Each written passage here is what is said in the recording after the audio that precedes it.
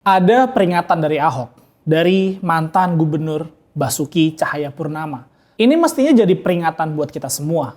Kalau tanggul di pantai utara Jakarta sampai jebol, itu artinya banjirop bisa sampai ke Monas. Tugu Monumen Nasional bisa kerendam banjir loh. Ini tuh bener-bener ancaman nyata buat Jakarta dan kita semua yang hidup di kota ini. Tapi untungnya peringatan dari Ahok ini ditanggapi secara positif dan juga secara serius sama Mas Pram dan jajaran Pemprov Jakarta. Mereka nggak denial, mereka nggak menolak, mereka nggak berdalih dan nggak baper kok. Mereka malah jadiin peringatan dari Ahok ini sebagai pemicu buat bekerja lebih keras lagi. Sebanyak 1.200 pompa air udah disiagain. Terus direkayasa hujan buatan di tengah laut udah dilakuin. Sejauh ini kita bersyukur skenario terburuk dari Ahok itu nggak kejadian. Tapi kita harus ingat bos, ancaman tetaplah ancaman. Tanggul tetap bisa jebol. Dan era cuaca ekstrim ini kita nggak akan pernah tahu apa yang bakal terjadi. Kita nggak akan pernah tahu seperti apa alam bakal mengamuk. Makanya jajaran Pemprov DKI Jakarta harus terus waspada. Tindakan cepat juga udah harus dilakuin. Solusi buat nanganin banjir dan bahaya kenaikan permukaan air laut udah nggak bisa cuma didiskusiin doang. Udah harus ada tindakan yang nyata dan konkret. Oke, kali ini gue bakal bahas soal bahaya Jakarta yang terancam tenggelam. Let's fight this story.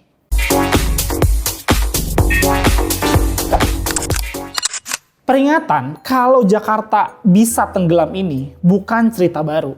Peringatan kalau Jakarta bisa tenggelam ini sebenarnya bukan cerita baru ya. Cerita kayak gini tuh udah ada sejak era Orde Baru lah. Udah berpuluh-puluh tahun yang lalu. Di kota tua Jakarta, di jembatan Sungai Kali Besar, ada tugu peringatan soal bahaya kenaikan muka laut dan ancaman Jakarta bakal terus tenggelam. Jadi masalah ini sebenarnya udah dipahamin sejak lama sama warga Jakarta. Apalagi sama pemerintahannya. Tapi ya itu tadi, sayangnya kayaknya para pemimpin kita selama ini lebih banyak sibuk berdebat daripada bertindak buat nyelesain masalah genting kayak gini. Mereka lebih banyak sibuk munculin pro dan kontra. Dan yang udah-udah, rencana dari pemimpin sebelumnya batal di tangan pemimpin penerusnya.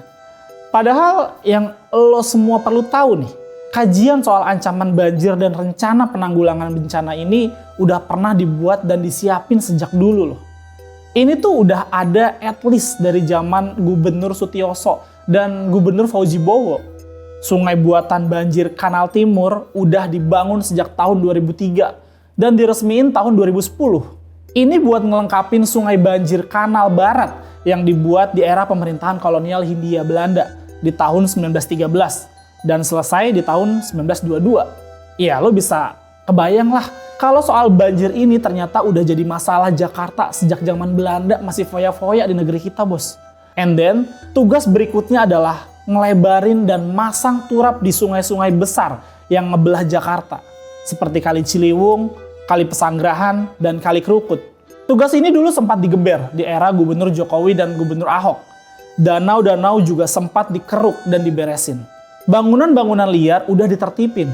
Sekarang, mulai tahun 2026 ini, pemerintahan Mas Pram dan Bang Dul mau ngelanjutin program normalisasi sungai ini.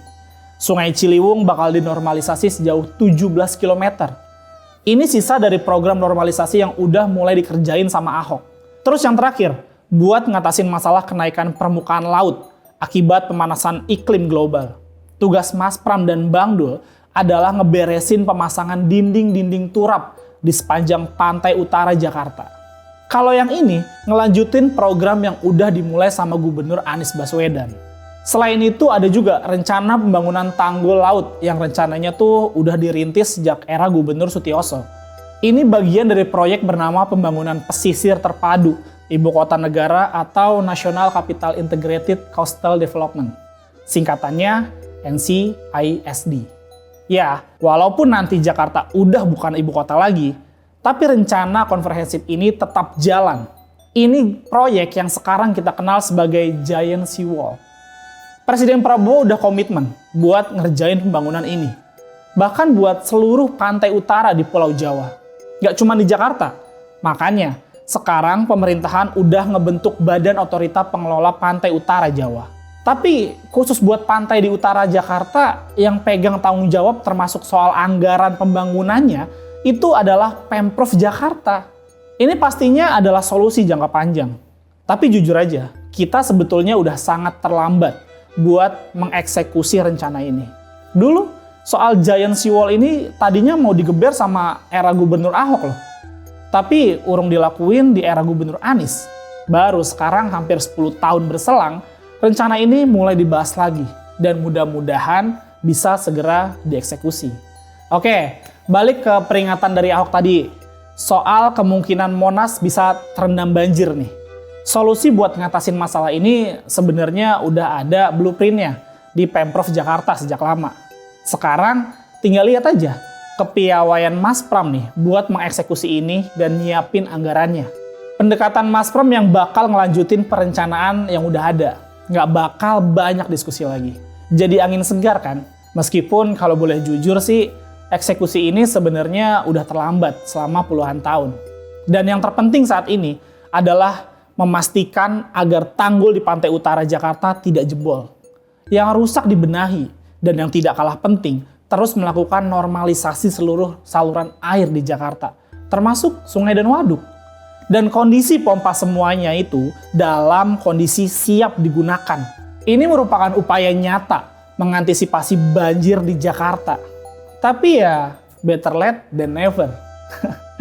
Oke lah, itu aja pembahasan dari gua. Oh iya, gue juga mau ngucapin selamat Natal dan selamat Tahun Baru buat lo semua. Selamat menikmati liburan akhir tahun.